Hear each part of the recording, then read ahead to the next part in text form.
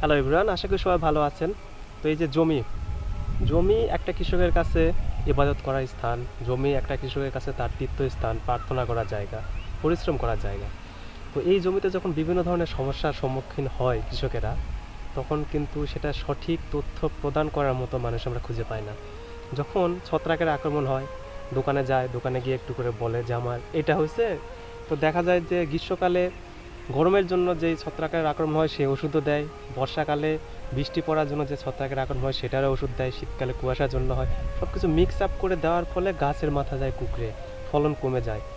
আর এর মাঝখানে যদি কেউ একটু জানে তো সে কাউকে বলতে চায় না। তো বাঙালি আমরা, তো কারো মনোভাব দেখা যায় একদম মাটির মতো। হ্যাঁ, মাটির মতো নরম, আবার কেউ আছে যে আমাদের যেমন বিভিন্ন ধরনের মাটি পাওয়া যায়, মানুষও কিন্তু সেই রকমই পাওয়া যায়। তো যাই হোক, সেটা কথা না, এখন মেন কথা হচ্ছে জমির আলুর সমস্যা প্রায় সবারই হচ্ছে। তো এই যে দেখুন, এই ধরনের কিন্তু ছত্রাকের আক্রমণ হয়। এটা হচ্ছে পাতায় ধরছে, কিছুটা ডালে ধরে, যেটা পাতায়। তো এই ছত্রাকের জন্যই কিন্তু পুরা এলাকা, পুরা দেশবাসী কিন্তু আজকে আলুতে একদম কান্নাকাটি অবস্থা। কিছু কিছু এলাকায় দেখলাম গাছের তো পাতাই নেই, শুধুমাত্র ডাল আছে, মানে সেগুলো পচন ধরে একদম কালো কালো হয়ে আছে। তো আপনারা দেখবেন যে একজন ইঞ্জিনিয়ারিং কমপ্লিট করে ইঞ্জিনিয়ার হচ্ছে, তাই না? সিভিল ইঞ্জিনিয়ারিং করে কয়জন এসে রাজমিস্ত্রি কাজ করতেছে? আপনার অটোমোবাইল ইঞ্জিনিয়ারিং যারা করতেছেন তারা কয়জন এসে গ্যারেজে কাজ করতেছে? ঠিক সেই রকমই আপনারা দেখুন যে কৃষি নিয়ে পড়াশোনা করে কয়জন এসে আপনার কৃষি কাজ করতেছে। প্রত্যেকে কিন্তু ভালো ভালো সেক্টরে যাচ্ছে, কৃষি অফিসার হচ্ছে বা অন্যান্য সেক্টরে গিয়ে জব করতেছে। তো কৃষক তাহলে কি করবে? কৃষকের তো সেই অভিজ্ঞতা শুধুমাত্র ঠকে এবং এভাবেই শিখে। তো যাই হোক, দুঃখের কাহিনী আর বলে লাভ নেই। দেখুন আলুতে পচানি বলে এটাকে, মানে ছত্রাকের সব কয়টা নাম তো জানে না, অনেক ধরনের ছত্রাকের আক্রমণ আছে, আর বিভিন্ন ধরনের ছত্রাক। তো সবাই এটাকে পচানি বলি। তো আলুর এখন যে পচনটা হচ্ছে সেটার জন্য অনেকে অনেক ধরনের ওষুধ দিচ্ছেন, কিন্তু কাজ করতেছে না। তো আমি 3 থেকে 4টা ওষুধের নাম বলবো, এই কয়টা দিয়ে আশা করি আপনাদের কাজ করবে।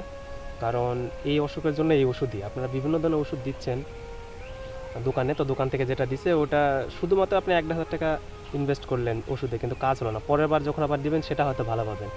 তো বেশি কথা না বাড়িয়ে, এই যে আমি কোনো কোম্পানিকে প্রমোট করব না এখানে, কারণ এখন কোম্পানি ওষুধ পাওয়া যাচ্ছে না। আপনি সিনজেন্টা, এসিআই বা নেটিভ ক্রপ কেয়ার যেগুলো আছে, এগুলো একটু ভালো ভালো কোম্পানি, তো দেখবেন যে ওষুধগুলো প্রায় শেষ হয়ে যাচ্ছে।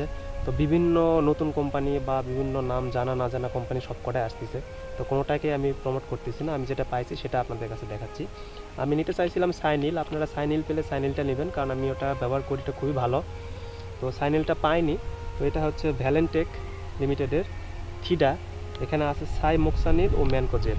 তো আপনারা সাইমোক্সানিল ও ম্যানকোজেব এইটা নেবেন, এবং এটার সাথে আপনার কপার অক্সিক্লোরাইড বা কপার অক্সাইড যেটা আছে সেটা দিবেন। কপাল যদি পান আপনারা, মানে কপাল নামে, এই যে এখানে লেখা আছে কপাল নামে যদি কোনো ওষুধ পান সেটা নেবেন। আর না পেলে আপনারা চ্যাম্পিয়ন নিতে পারেন, অথবা আপনার এলাকায় যেটা পাওয়া যায় যে কপার হাইড্রোক্সাইড বা কপার হাইড্রো অক্সিক্লোরাইড আছে, এমন ওষুধ দিবেন। তো এই দুইটা আপনাদের বেশি নিতে হবে না, এগুলো 100 গ্রামের আছে, 500 গ্রামের আছে। তো 100 গ্রামের প্যাকেট দিয়ে আপনারা সর্বোচ্চ 3টা স্প্রে মেশিন, এই যে স্প্রে মেশিন 15-16 লিটার, এটা আপনারা 3টা করতে পারবেন। তো আপনারা চেষ্টা করবেন যাতে 2.5 থেকে 3 ঢলি হয়, মানে আপনার মেশিনগুলা কত লিটার পানি ধারণ ক্ষমতা সেটার উপর নির্ভর করে। কোনোগুলো আছে 16 লিটার, কোনোগুলো 18 লিটার, কোনোটা 20 লিটার। তো পাউডার, এগুলো সবগুলাই পাউডার, সব পাউডারই কিন্তু প্রায় 2 থেকে 2.5 গ্রাম দিলে হয় প্রতি লিটারে। তো আপনারা চেষ্টা করবেন 3টা স্প্রে মেশিনে বেশি যেন না হয় 100 গ্রামে। এবং এরপরে আপনার যেটা ওষুধটা লাগবে সেটা হচ্ছে কার্বনডাজিম গ্রুপের। আপনারা কার্বনডাজিম গ্রুপের ওষুধ সবাই কম বেশি ব্যবহার করেছেন, সেটা সবাই জানে। তো কার্বনডাজিম গ্রুপের ওষুধ নেবেন।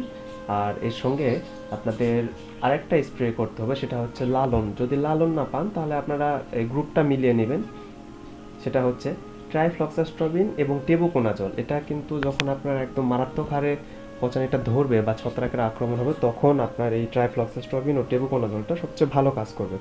তো এখন আমি বলি যে কোনটার সাথে কি মিক্স করবেন।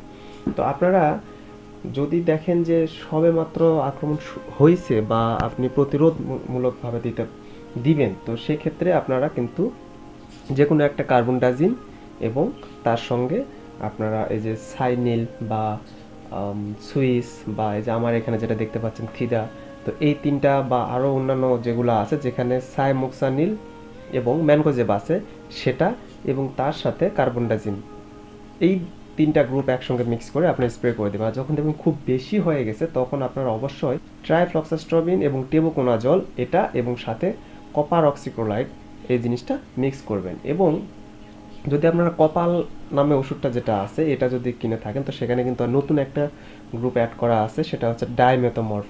তো ডাইমেথোমর্ফ এটা একটা নতুন, বর্তমানে দেখতে গেলে আগে হয়তো অনেক আগে থেকে আছে কিন্তু আমরা ওইভাবে ব্যবহার করি না। তো এটাও আপনারা স্প্রে করবেন, বা না পেলে যেটা এক্সট্রা প্যাকেটে বিক্রি হয় অনেকগুলো ওষুধ আমি দেখলাম কোম্পানি, বিভিন্ন কোম্পানি এটা এক্সট্রা করে বের করছে, তো এইটা দিবেন। তো এই চারটা ওষুধ মোটামুটি দিলে আপনাদের এবার আলুতে অত প্রবলেম হবে না আশা করি, এবং কাজ করবে না, বা দেখা গেছে খুবই মারাত্মক হারে যখন আক্রমণ করে তখন আপনারা ইচ্ছা করলে মেটালিক্সিল দিতে পারেন, মেটাটাপ বা আরও অন্যান্য কোম্পানির যে নাম আছে সেটা। তো আশা করি আপনাদের এই ভিডিওটি উপকারে আসবে, এবং উপকারে আসলে অবশ্যই চ্যানেলটি সাবস্ক্রাইব করবেন, সকালে পাশে থাকবেন। সকালে সুস্বাস্থ্য কামনা করে এখানে ভিডিওটি শেষ করছি। সবাই ভালো থাকবেন, টাটা।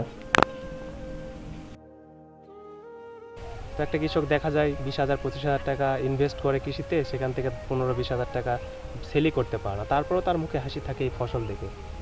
এবং দ্রব্যমূল্যে যখন আমরা ঊর্ধ্বগতি হয় তখন কিন্তু কৃষকেরও মনে করে যে কত বেলা লাভ, কিন্তু আসলে সেই লাভটা হয় না, সব ব্যবসায়ীদের হাতে।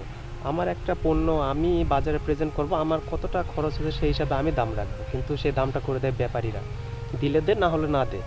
আপনারা যারা হাটে বাজারে একটু ঘোরাফেরা করেন তারাই বুঝবেন যে ব্যাপারীদের মুখের ভাষা কীরকম, সেটা শুনে শুনে বিক্রি করতে হয়।